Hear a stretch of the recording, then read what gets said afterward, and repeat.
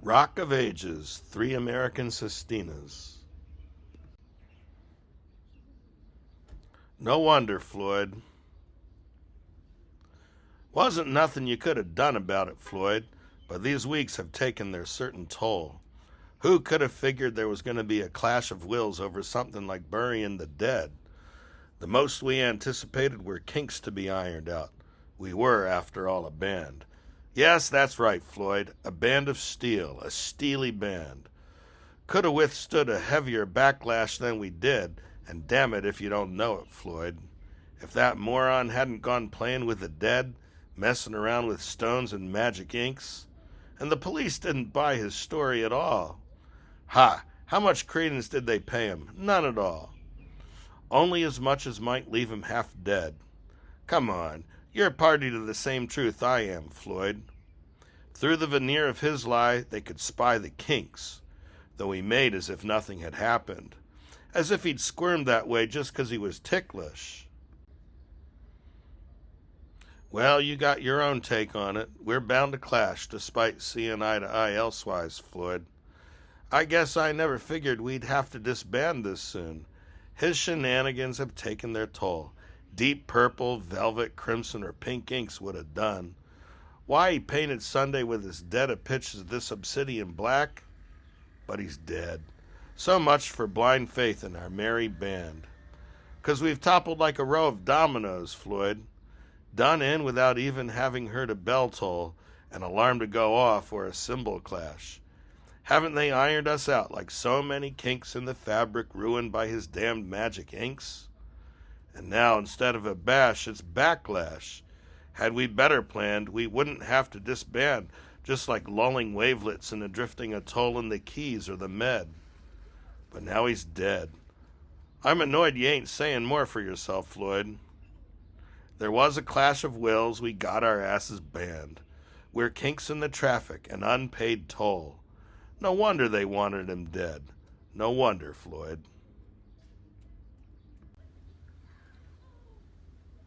Beyond the Animals, or 146 AD, in the year of our Darwin. Half a dozen bullets as in a revolver hath this my poem, and it's fully loaded. 6.5 stanzas of mental graffiti.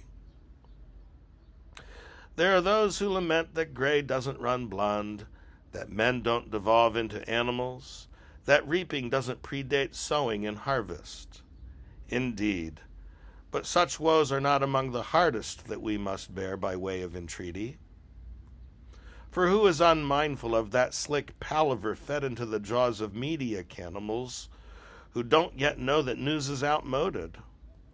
They are fond of it all. Believe me, they are fond. And it's on their account that we'd like to abscond from credulities, misprints, and scandals to some other place where we could start all over. The trouble is they want to come too. Marvelous, they exclaim. We don't need to be goaded and will come with no complaints. The now is seedy but sterile. And don't worry, we won't be greedy. We'll settle for what's promised in the bond, which they demand that we sign as lawyers hover. Before you know it, we are the ones to tarnish their goodwill. They strike us from the annals, and our sullen expressions are duly noted.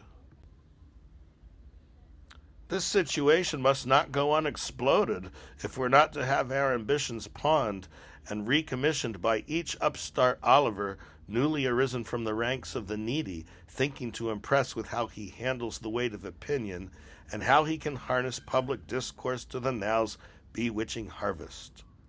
But more than this is purest graffiti. I mean, speculation is a gun that's loaded, though that's how we've gotten beyond the animals. History is neither brunette nor blonde. Its truths are like blanks in a spinning revolver. Make sure your gun is loaded prior to harvest. The celestial revolver will spin blonde, interpreted by animals as graffiti. In tumult and extremity.